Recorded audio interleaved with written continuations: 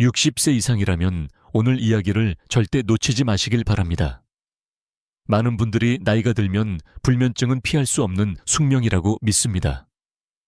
그래서 병원을 찾아 수면제를 처방받고 약국에서 다양한 보조제를 사 먹습니다.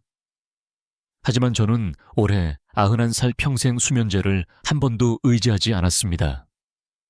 놀랍지 않으십니까? 많은 동료 의사들이 그 나이에 어떻게 약 없이 매일 밤 숙면을 하실 수 있습니까? 라고 묻습니다. 오늘 저는 그 답을 아주 단순하지만 강력한 습관에서 찾았음을 고백하려 합니다. 수면제는 단기적으로 효과를 줍니다. 하지만 연구 결과 65세 이상에서 장기 복용 시 기억력 저하, 균형 감각 상실, 심지어 치매와의 연관성까지 논란이 있습니다. 반대로 미국 노인학회 보고서에 따르면 일정한 생활 리듬만 지켜도 70% 이상의 불면 증상이 개선될 수 있다고 합니다. 과학적으로도 습관이 약보다 더 큰 힘을 발휘한다는 것이죠. 한 가지 재미있는 사실을 말씀드리겠습니다. 일본의 한 마을은 꿀잠 마을로 불립니다. 그곳의 노인들은 모두 저녁 9시면 촛불 아래 짧은 대화를 나누고 이내 같은 시간에 잠자리에 듭니다. TV도 스마트폰도 최소화합니다. 놀랍게도 80세 이상 인구의 수면제 복용률은 전국 평균의 1.5에 불과합니다. 단순한 생활의 리듬이 약보다 강력한 힘을 발휘하는 것입니다. 물론 학문적 논쟁도 있습니다. 일부 신경과 전문의들은 수면제를 완전히 배제하기보다는 필요할 때 안전하게 사용하는 것이 낫다라고 주장합니다. 맞습니다. 그러나 제가 강조하고 싶은 것은 수면제가 필수가 아니라는 사실입니다. 없어도 된다는 가능성, 바로 그것이 희망입니다. 당신은 혹시 어젯밤 잠들기 전에 몇 시였는지 기억하시나요? 혹은 매일 다른 시간에 누워서 뒤척이고 계시진 않습니까? 우리가 쉽게 간과하는 이 작은 차이가 10년 뒤 뇌와 심장의 건강을 결정합니다. 오늘 영상 끝까지 보시면 제가 평생 지켜온 4가지 좋은 습관과 반드시 끊어야 할 4가지 나쁜 습관을 알게 됩니다. 단순하지만 뇌와 심장을 지켜주는 방법들입니다. 잠시 여기서 시청자 여러분께 부탁드립니다.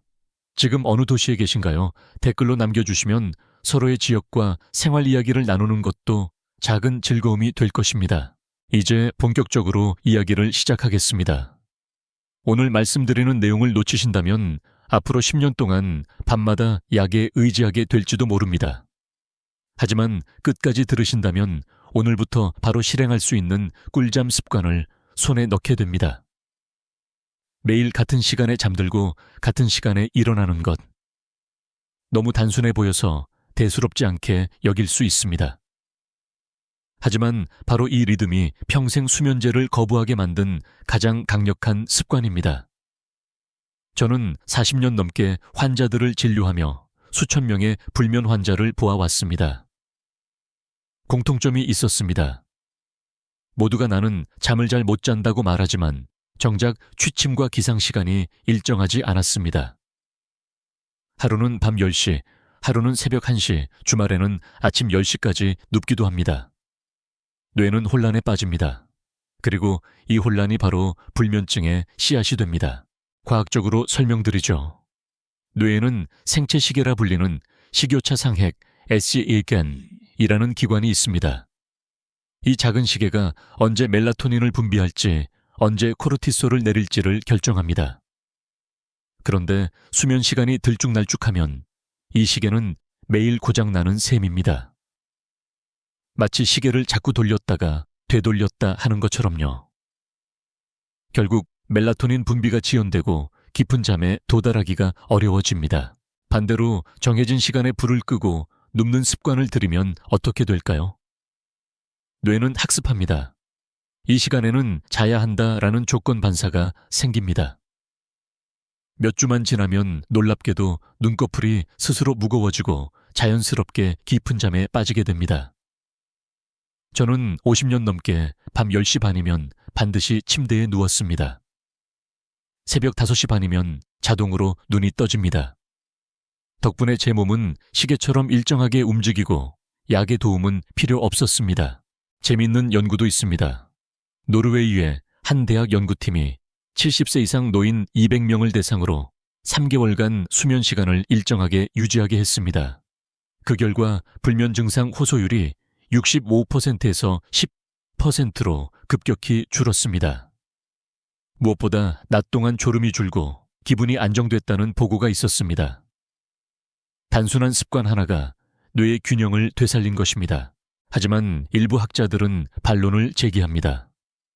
노인의 뇌는 이미 멜라토닌 분비가 줄어들었기 때문에 생활 리듬만으로는 한계가 있다는 주장입니다. 맞는 말일 수 있습니다. 그러나 그 한계를 조금이라도 늦추고 약 없이 버틸 수 있게 만드는 힘이 바로 리듬입니다. 우리가 음악을 들을 때 박자가 흐트러지면 불편함을 느끼던 뇌도 마찬가지입니다. 일정한 리듬이 있어야 편안함을 찾습니다. 혹시 당신도 주말에만 늦게 자고 월요일 아침에 피곤함을 호소하지 않으십니까? 그것이 바로 사회적 시차 소셜 제트랙입니다. 비행기를 타고 해외를 다녀온 것도 아닌데 매주 뇌가 시차 적응을 하느라 고생하는 것입니다. 그러니 불면이 깊어질 수밖에 없죠. 제가 드리고 싶은 조언은 단순합니다. 잠들기 전 시계를 보며 오늘도 같은 시간이라고 속삭이세요. 그리고 기상시간도 지키십시오. 처음에는 억지로 눈을 떠야 할 수도 있습니다. 하지만 2주, 3주가 지나면 몸이 저절로 반응합니다. 저는 수많은 환자들이 단지 이 습관만으로 수면제를 끊어낸 것을 보았습니다. 오늘 밤 당신은 몇 시에 불을 끄고 누우실 건가요? 그리고 내일 아침 몇 시에 일어나실 건가요? 그것을 종이에 적어두세요. 작은 종이 한 장이 당신의 뇌 시계를 다시 맞추는 가장 강력한 도구가 될 수 있습니다. 당신의 몸은 햇빛을 기억합니다. 낮 동안 얼마나 빛을 쐬었는지가 밤의 잠을 결정한다는 사실, 혹시 알고 계셨습니까? 많은 분들이 밤에만 집중합니다. 침대 조명 수면제. 그러나 꿀잠은 낮의 햇빛에서 이미 절반이 준비됩니다. 저는 매일 아침 진료를 나가기 전 20분 동안 정원에서 햇빛을 받으며 천천히 걸었습니다. 단순해 보이지만 이것이 제 평생의 수면제였습니다. 햇빛은 단순한 빛이 아닙니다. 뇌 속 생체시계의 버튼과 같습니다. 강한 아침 햇살은 눈 속 망막을 자극하여 식욕차상액 SCN을 깨웁니다. 그 순간 멜라토닌은 억제되고 코르티솔은 천천히 상승합니다. 낮 동안 활력을 주고 밤이 되면 다시 멜라토닌 분비가 시작되도록 신호를 보냅니다. 낮에 빛을 덜 받으면 밤에 멜라토닌 분비가 늦어지고 얕은 잠이 늘어납니다. 결국 뒤척이는 시간이 길어지죠. 재밌는 연구가 있습니다. 미국 하버드대 수면의학센터에서 노인 50명을 두 그룹으로 나눴습니다. 한 그룹은 매일 오전 30분씩 햇빛을 쐬며 걷게 했고 다른 그룹은 실내 활동만 하도록 했습니다. 6주 후 결과는 극적이었습니다. 햇빛 그룹은 평균 잠드는 시간이 42분 빨라졌고 깊은 수면 단계가 70% 이상 늘어났습니다. 단순한 햇빛이 강력한 치료제가 된 것입니다. 여기에 걷기가 더해지면 효과는 배가 됩니다. 걷기는 뇌에 산소를 공급하고 천을 살짝 올립니다. 천이 오른 후 다시 내려가는 과정에서 뇌는 이제 쉬자라는 신호를 받습니다. 그래서 낮에 걷는 습관은 저녁에 깊은 수면을 준비하는 최고의 처방이 됩니다. 일본 나가노현 장수마을의 노인들은 대부분 낮에 짧게라도 걷기를 실천합니다. 그들의 평균 수면제 복용률은 일본 평균의 절반 이하입니다. 물론 반대 의견도 있습니다. 어떤 학자들은 햇빛과 걷기만으로는 심각한 불면증을 치료하기 어렵다라고 주장합니다. 맞습니다. 그러나 이 단순한 습관이 불면증의 1차 예방이자 가장 강력한 토대라는 점은 누구도 부인하지 못합니다. 저는 환자들에게 늘 말합니다. 햇빛은 무료 약국이고 걷기는 가장 오래된 약입니다. 혹시 요즘 당신의 하루는 어떤가요? 아침부터 실내에만 계시다가 저녁이 되어야 외출을 하시진 않습니까? 스마트폰, TV 형광등에 둘러싸인 채 낮을 보내면 뇌는 낮과 밤을 구분하지 못합니다. 그러니 밤이 되어도 졸리지 않은 겁니다. 제가 권해드리고 싶은 것은 아주 단순합니다. 매일 같은 시간 아침 8시에서 10시 사이에 15분만이라도 햇빛을 쬐며 걸어보세요. 공원이 없어도 괜찮습니다. 집 앞, 골목 아파트 단지, 심지어 베란다에서라도 햇빛을 받으세요. 걷는 동안은 스마트폰을 보지 마시고 하늘과 나무를 바라보십시오. 뇌가 깨어나는 소리를 분명히 느끼실 겁니다. 햇빛과 걷기는 젊은 시절의 활력을 되찾는 가장 자연스러운 방법입니다. 그리고 무엇보다도 약 없이 꿀잠을 되찾는 첫걸음입니다. 오늘 아침 당신의 발걸음은 어디로 향하실 건가요? 그 짧은 산책이 오늘 밤의 꿀잠을 준비할 것입니다. 잠을 부르는 가장 강력한 신호는 무엇일까요? 바로 어둠입니다. 빛이 차단되면 뇌 속 송과선은 즉시 멜라토닌을 분비합니다. 그런데 오늘날 우리의 침실은 너무 밝습니다. 스탠드 불빛, 복도 불빛 창문 틈으로 들어오는 가로등. 심지어 TV 화면이 켜진 채로 잠드는 경우도 많습니다. 이렇게 되면 뇌는 여전히 낮이라고 착각하고 깊은 수면 단계로 들어가지 못합니다. 저는 평생 침실에서 단 한 가지 원칙을 지켰습니다. 완전한 어둠입니다. 작은 불빛 하나도 허용하지 않았습니다. 블라인드를 내리고 불을 끄고 심지어 시계에 작은 불빛까지 가렸습니다. 처음에는 답답하게 느껴질 수도 있습니다. 하지만 뇌는 이 암흑을 기억하고 지금은 자야 할 시간이라는 강력한 신호로 받아들입니다. 불면증 환자들에게 가장 먼저 권하는 것도 바로 이 어둠 훈련입니다. 그리고 또 하나 중요한 것은 공기입니다. 사람들은 침실의 공기를 자주 잊습니다. 하지만 신선한 공기는 뇌의 산소 공급을 원활하게 하고 심장을 편안하게 만듭니다. 저는 매일 잠들기 전 창문을 살짝 열어두었습니다. 겨울이라면, 아주 조금 여름이라면 충분히 열어두었죠. 공기가 흐르는 방과 막힌 방은 뇌파가 달라집니다. 덴마크의 한 연구에서는 창문을 열고 잔 그룹이 닫고 잔 그룹보다 깊은 수면 시간이 평균 20% 늘었다는 결과가 있습니다. 공기 하나가 수면제를 대신할 수 있는 셈입니다. 재미있는 이야기를 드릴까요? 스위스 알프스의 한 마을에서는 밤이 되면 마을 전체 불빛을 최소화합니다. 주민들은 촛불이나 은은한 조명만 켭니다. 외부에서 온 사람들은 왜 이렇게 불편하게 사느냐고 묻지만 그 마을의 노인들은 대부분 80세가 넘어도 수면제를 전혀 사용하지 않습니다. 어둠과 맑은 공기가 곧 최고의 약이기 때문이죠. 물론 학문적 논쟁도 있습니다. 일부 의사들은 노인의 수면 장애는 환경보다는 호르몬 분비 감소가 더 크다고 말합니다. 맞는 부분이 있습니다. 하지만 환경을 개선하는 것만으로도 상당수 노인의 수면의 질이 회복된다는 연구가 누적되고 있습니다. 저는 환경은 뇌의 약이라고 말합니다.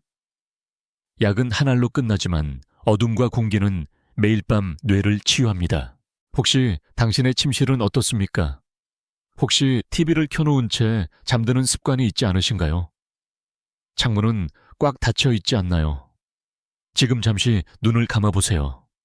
완전한 어둠 속에서 신선한 바람이 스며드는 상상을 하십시오. 몸이 조금 가벼워지는 느낌이 드실 겁니다. 오늘 밤 불을 모두 끄고 창문을 살짝 열어보세요. 어둠은 멜라토닌을 깨우고 공기는 뇌를 쉬게 합니다. 아주 단순하지만 이 두 가지가 합쳐지면 약보다 더 강력한 숙면제가 됩니다. 침실의 어둠과 공기. 그것이 제가 91세에도 여전히 꿀잠을 자는 비밀입니다. 저녁이 되면 몸과 마음은 하루 종일의 긴장을 내려놓고 싶어 합니다. 그러나 많은 분들은 이 시간을 TV 앞 스마트폰 화면 앞에서 보내십니다. 자극적인 뉴스, 빠른 음악, 밝은 화면. 뇌는 흥분 상태로 남아있게 되고 침대에 누워도 쉽게 가라앉지 않습니다. 반대로 저는 평생 이른 저녁 의식을 지켜왔습니다. 복잡하지 않습니다. 따뜻한 차 한 잔 짧은 글 읽기, 그리고 세 번의 깊은 호흡, 이것으로 충분했습니다. 먼저 따뜻한 차입니다. 카페인이 없는 보리차, 국화차, 캐모마일 같은 차가 좋습니다. 따뜻한 액체가 몸을 통과하면 천이 살짝 오릅니다. 그리고 내려가면서 뇌는 이완 신호를 받습니다. 영국의 한 연구에 따르면 잠들기 전 허브차를 마신 노인들은 수면 잠복기 잠드는 데 걸리는 시간과 평균 15분 단축되었습니다. 작은 차 한 잔이 시간을 단축시킨 것이죠. 두 번째는 짧은 글 읽기입니다. 저는 10분간 짧은 시집이나 성경 구절을 읽곤 했습니다. 길지 않아야 합니다. 긴 소설이나 복잡한 책은 오히려 뇌를 더 깨웁니다. 짧은 글은 뇌의 파동을 천천히 낮추고 마음을 가볍게 만듭니다. 재미있는 사실 하나 말씀드릴까요? 독일의 한 연구팀은 저녁 독서 습관이 있는 노인의 알파파가 더 빠르게 증가한다고 보고했습니다. 알파파는 안정과 휴식의 뇌파입니다. 마지막은 세 번의 깊은 호흡입니다. 숨을 들이쉴 때는 천천히 4초, 내쉴 때는 6초. 단 3번만 해도 심박수가 안정되고 근육이 풀립니다.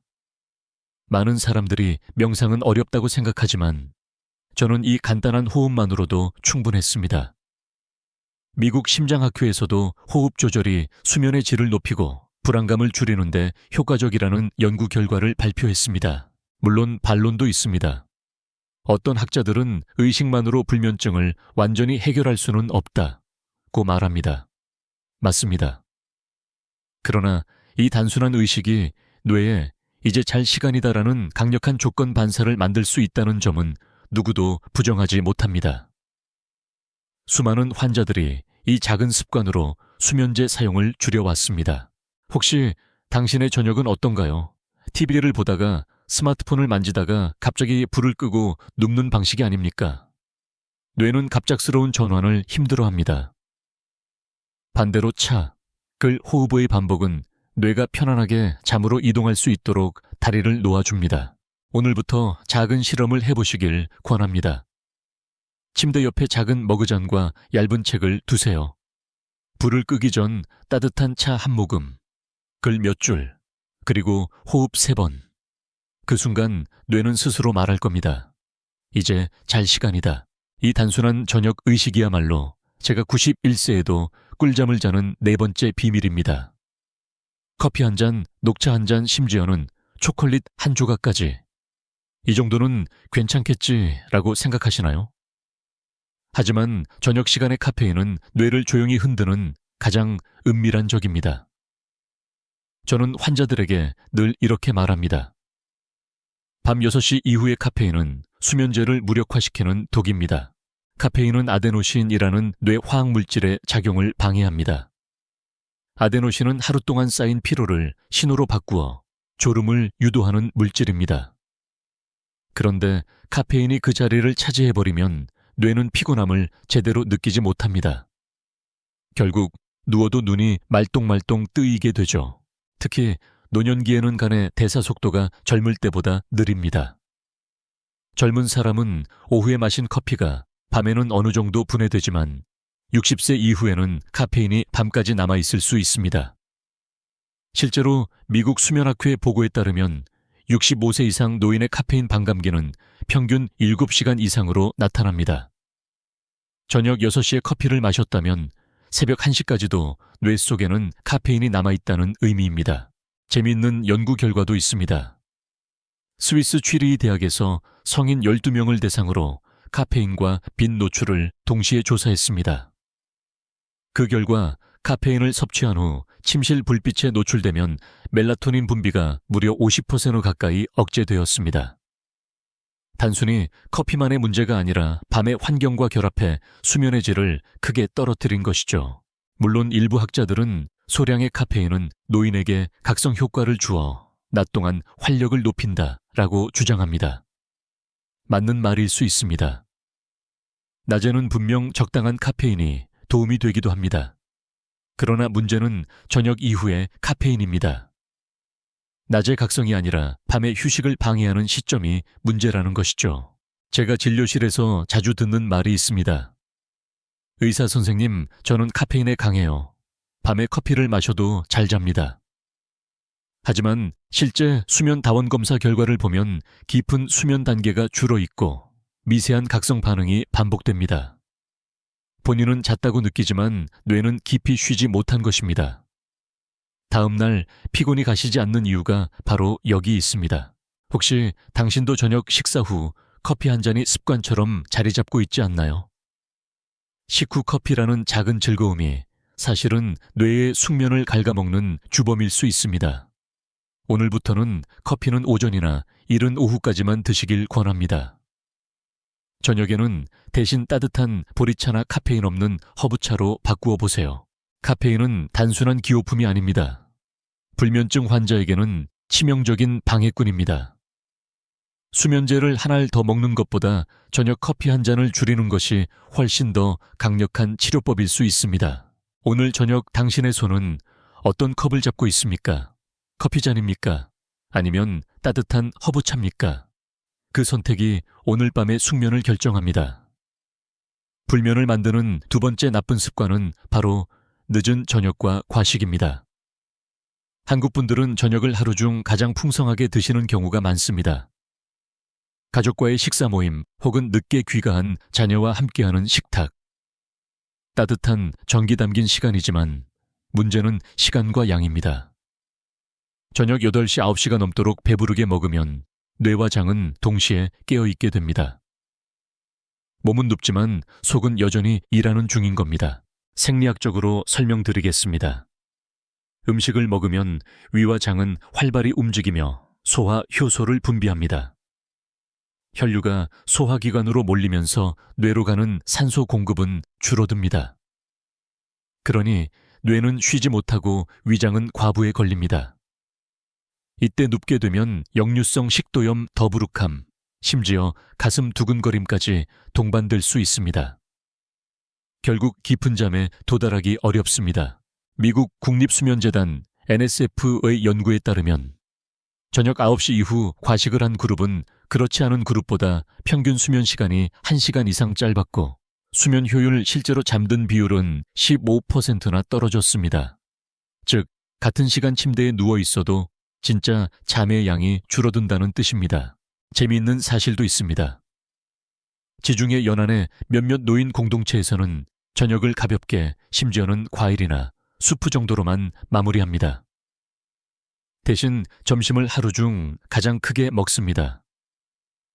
그 결과 이 지역 노인들의 불면 호소율은 유럽 평균보다 훨씬 낮습니다. 저녁을 가볍게, 낮을 풍성하게라는 생활 방식이 숙면의 열쇠였던 것입니다. 물론 학문적 논쟁도 있습니다. 일부 연구자들은 노인의 경우 저녁을 충분히 먹지 않으면 새벽에 저혈당으로 깰 수 있다고 말합니다. 맞습니다.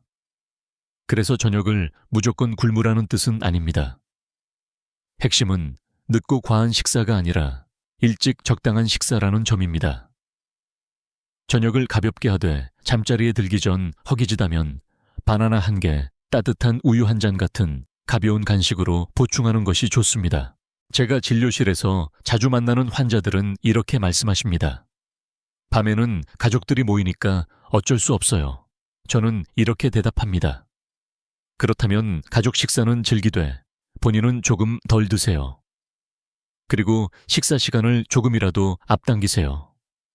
아주 작은 조정이지만 불면을 예방하는 큰 차이를 만듭니다. 혹시 당신도 저녁 식사 후 바로 눕는 습관이 있지 않나요? 혹은 배가 너무 부른 상태로 침대에 오르진 않으십니까? 그 순간 뇌는 깊은 잠을 거부합니다. 장이 계속 일하고 있기 때문입니다. 오늘부터는 저녁을 가볍게, 그리고 가능하다면 7시 이전에 마무리해보세요. 저녁을 가볍게, 잠을 깊게, 이 단순한 문장을 기억해 두시기 바랍니다. 약 대신 지킬 수 있는 최고의 수면 습관이 될 것입니다. 오늘날 불면증 환자가 늘어난 데에는 새로운 적이 하나 있습니다. 바로 스마트폰 불빛입니다. 많은 분들이 잠들기 전에 잠깐만 보고 자야지라고 생각합니다.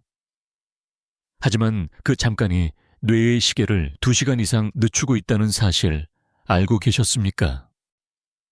스마트폰과 태블릿 TV 화면에서 나오는 블루라이트는 눈 속 망막을 자극하여 멜라토닌 분비를 억제합니다. 특히 파란색 계열의 빛은 뇌에 아직 낮이다라는 신호를 보내게 됩니다.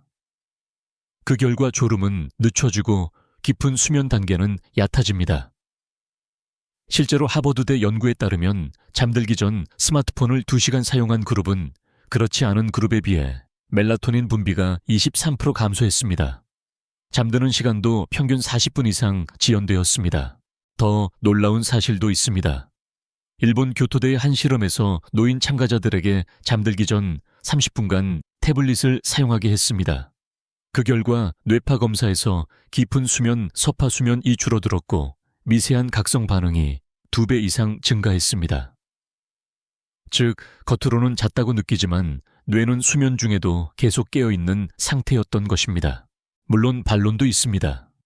일부 학자들은 블루라이트 필터 기능이나 야간 모드를 사용하면 위험이 줄어든다고 주장합니다. 맞습니다. 그러나 문제는 빛 자체의 자극입니다. 필터를 켠다고 해도 뇌는 여전히 화면의 깜박임과 움직임에 반응합니다. 그래서 필터가 완전한 해결책은 될 수 없습니다. 혹시 당신도 이런 경험이 있지 않나요? 잠자리에 누워 스마트폰을 보다가 갑자기 새벽 1시가 되어 있는 것. 처음에는 피곤해도 금세 눈이 말똥말똥 떠지고 더 많은 영상을 보게 됩니다. 결국 다음날 아침은 무겁고 오후에는 졸음이 쏟아집니다. 이것이 바로 수면 부채입니다. 빛 때문에 빚진 수면이 쌓이고 건강이 조금씩 갉아먹히는 것입니다. 저는 환자들에게 이렇게 권합니다. 침실 문턱에서 스마트폰을 내려놓으세요. 침실 안으로 전자기기를 들이지 않는 것. 이것이 최고의 처방입니다. 대신 잠들기 전에는 작은 스탠드 조명을 끄고 책 몇 줄을 읽거나 간단한 호흡으로 하루를 마무리하세요. 스마트폰 불빛은 눈에는 보이지 않는 족쇄입니다. 당신의 뇌를 낮에 묶어두고 밤에 휴식을 빼앗아 갑니다. 약을 늘리기 전에 먼저 이 불빛을 끊으십시오. 오늘 밤 당신은 침대 위에서 무엇을 손에 쥘 건가요? 스마트폰입니까? 아니면 작은 책 한 권입니까? 그 선택이 오늘 밤의 수면을 바꿉니다. 수면제는 많은 분들에게 마지막 희망처럼 느껴집니다. 밤마다 뒤척이다가 결국 약을 찾게 되고 이것 없이는 도저히 잘 수 없다는 불안이 마음속에 자리 잡습니다. 하지만 저는 오늘 분명히 말씀드립니다. 수면제 의존은 뇌와 몸을 조용히 약하게 만드는 가장 위험한 습관입니다. 먼저 사실부터 말씀드리겠습니다. 수면제는 기본적으로 잠을 만드는 약이 아닙니다. 단지 뇌의 신경 전달을 억제하여 졸음 상태를 강제로 유도할 뿐입니다. 그래서 약을 먹으면 잠이 든 듯하지만 실제로는 깊은 서파 수면 단계가 줄어듭니다. 즉, 몸이 진짜로 회복하는 수면은 얻지 못하는 경우가 많습니다. 미국 수면학회는 경고합니다. 65세 이상에서 장기적으로 수면제를 사용할 경우 기억력 저하 낙상, 위험 우울증, 심혈관 질환의 위험이 증가한다고 합니다. 특히 낙상은 노년기에 치명적입니다. 밤중에 화장실에 가다가 균형을 잃는 경우 그 배경에는 수면제의 잔여 효과가 자리 잡고 있는 경우가 많습니다. 재미있는 통계도 있습니다. 일본 도쿄 의대 연구팀은 70세 이상 노인을 조사한 결과 수면제를 1년 이상 복용한 그룹의 치매 발병률이 그렇지 않은 그룹보다 2배 높다는 사실을 보고했습니다. 물론 인과관계에 대한 논쟁은 있습니다. 하지만 상관관계만으로도 충분히 경각심을 가져야 합니다. 반대로 일부 학자들은 이렇게 주장합니다. 심각한 불면증 환자에게는 수면제가 단기적으로 반드시 필요하다. 저 역시 동의합니다. 단기간 위기 상황에서는 수면제가 도움을 줄 수 있습니다. 그러나 문제는 습관적 사용입니다. 며칠만 쓰려던 약이 몇 달 몇 년으로 이어지고 결국 뇌는 스스로 자는 법을 잊어버립니다. 이것이 가장 큰 위험입니다. 저는 환자들에게 늘 이렇게 말합니다. 수면제를 줄이는 과정은 약을 끊는 과정이 아니라 뇌를 다시 훈련하는 과정이다. 실제로 몇몇 환자들은 점진적으로 약을 줄이며 동시에 제가 말씀드린 4가지 좋은 습관, 일정한 취침 리듬 햇빛과 걷기 어둠과 공기 저녁 의식을 실천했습니다. 결과는 놀라웠습니다. 수개월 내에 약을 절반 이하로 줄였고 어떤 분들은 완전히 끊을 수 있었습니다. 혹시 당신도 약을 매일 손에 쥐고 계신가요? 오늘 밤도 그 알약 없이는 잠을 못 잘까 두려우신가요? 그렇다면 스스로에게 이렇게 물어보십시오. 나는 내 뇌를 믿고 있는가? 아니면 약을 믿고 있는가? 수면제는 필요할 때만 최소한으로 사용하는 도구여야 합니다. 의존은 뇌를 약하게 하고 마음을 불안하게 만듭니다. 오늘부터라도 약에 기댄 습관을 줄이고 자연스러운 꿀잠 습관을 되찾는 길을 선택해 보시길 바랍니다. 그것이 진짜 회복입니다. 91세가 된 지금도 저는 여전히 그 문장을 기억합니다. 의사로서 수십 년간 환자들을 만나며 그리고 제 삶을 살아오며 스스로에게 되뇌었던 말. 그것은 바로 약보다 습관이 의사다. 이 문장은 단순한 구호가 아닙니다. 제 삶을 지탱한 철학이었습니다. 젊은 시절 저 역시 수면제를 처방하는 의사였습니다.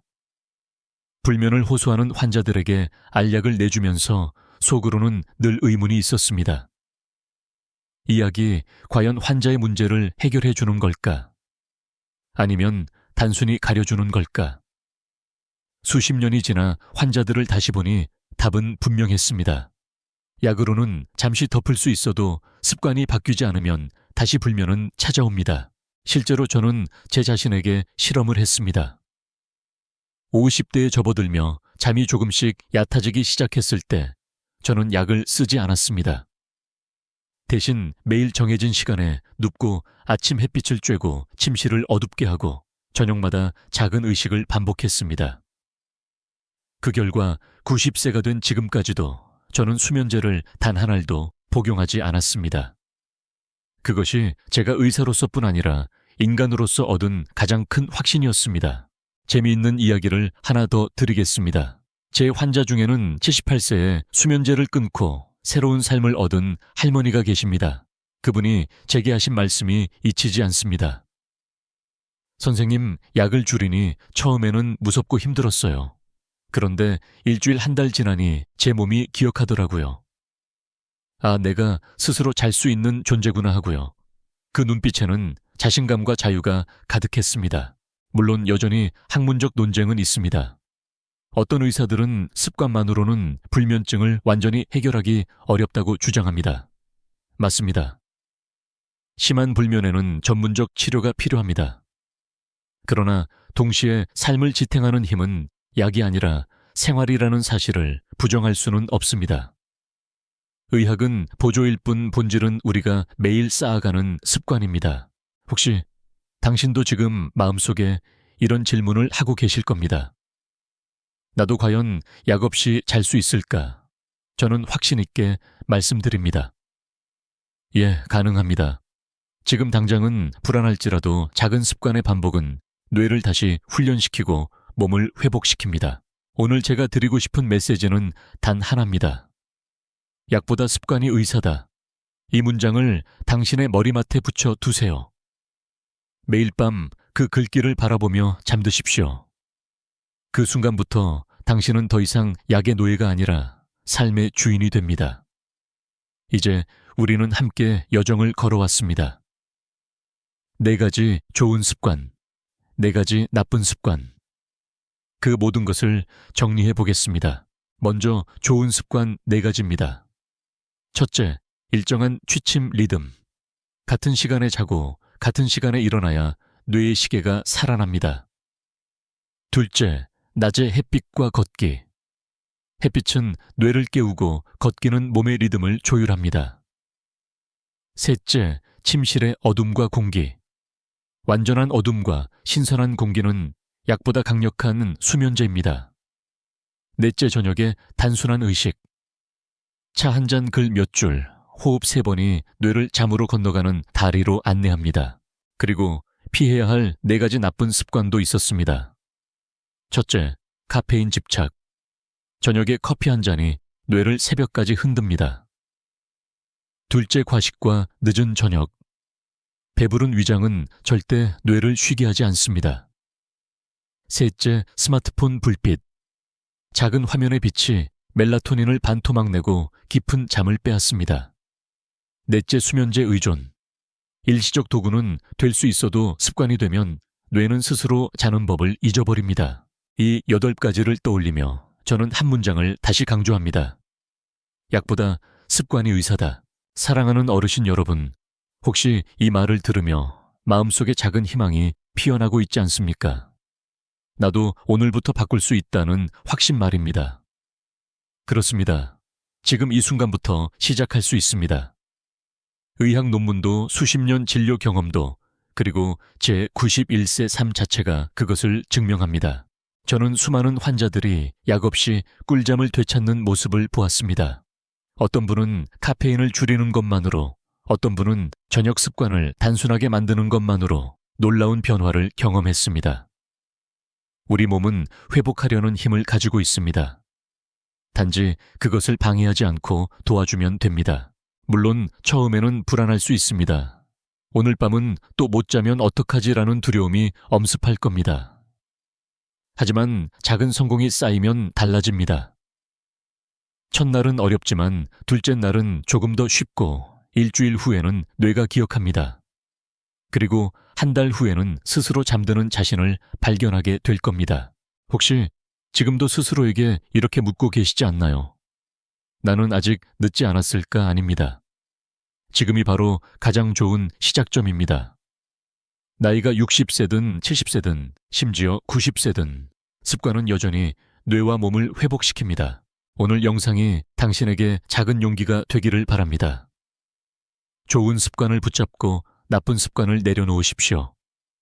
그 선택이 오늘 밤을 바꾸고 내일을 바꾸며 앞으로의 10년을 바꿀 것입니다. 지금까지 저와 함께 긴 여정을 걸어주셔서 감사합니다. 저는 오늘 제 91년의 삶에서 깨달은 진실을 나누었습니다. 수면제 없이도 꿀잠을 자는 4가지 좋은 습관, 그리고 반드시 끊어야 할 4가지 나쁜 습관. 그 사이에서 우리는 약보다 습관이 의사다라는 문장을 다시 확인했습니다. 사랑하는 어르신 여러분, 지금 이 순간이 바로 새로운 시작점입니다. 불면으로 지친 어제의 밤은 이미 지나갔습니다. 이제 오늘 밤부터는 달라질 수 있습니다. 작은 결심 하나, 단순한 행동 하나가 당신의 수면을 바꾸고 내일의 활력을 되찾게 할 것입니다. 저는 늘 환자들에게 이렇게 말합니다. 깊은 잠은 약이 아니라 선물이다. 그 선물을 받기 위해 우리는 단지 환경을 정리하고 생활의 리듬을 회복하면 됩니다. 어렵게 들릴지도 모릅니다. 그러나 생각해 보십시오. 매일 같은 시간에 눕는 것, 햇빛 아래 걷는 것, 침실을 어둡게 하고 공기를 새롭게 하는 것, 저녁에 차와 글과 호흡으로 하루를 마무리하는 것, 모두 돈이 들지 않고 누구나 할 수 있는 행동입니다. 혹시 마음속에 아직도 이런 의문이 남아있나요? 내가 과연 바뀔 수 있을까? 저는 확신 있게 말씀드립니다. 예, 당신은 충분히 할 수 있습니다. 약에 기대지 않고도 뇌는 스스로 회복할 힘을 가지고 있습니다. 그리고 지금 이 영상을 끝까지 함께 하신 것만으로도 당신은 이미 변화를 시작하신 겁니다. 이제 조용히 눈을 감고 오늘 들은 8가지 이야기를 떠올려 보십시오. 좋은 습관. 4가지가 몸을 지키고 나쁜 습관 4가지가 떠나가는 모습을 상상해 보세요. 마음이 조금 가벼워지지 않으십니까? 그것이 바로 첫걸음입니다. 마지막으로 작은 부탁을 드립니다. 오늘 영상에서 가장 놀라웠던 점은 무엇이었나요? 댓글로 남겨주시면 다른 시청자분들과 함께 지혜를 나눌 수 있습니다. 그리고 이 영상이 도움이 되셨다면 좋아요와 구독 공유로 많은 분들에게 전달해 주시길 바랍니다. 작은 클릭 하나가 누군가의 밤을 구할 수 있습니다. 좋습니다. 오늘도 저는 이렇게 말씀드리며 마무리하겠습니다. 지금부터 다시 시작할 수 있습니다. 우리는 할 수 있습니다. 함께 제대로 해냅시다. 지금까지 듣기만 해도 튼튼해지는 튼튼 라디오였습니다. 건강한 하루 되시길 바랍니다.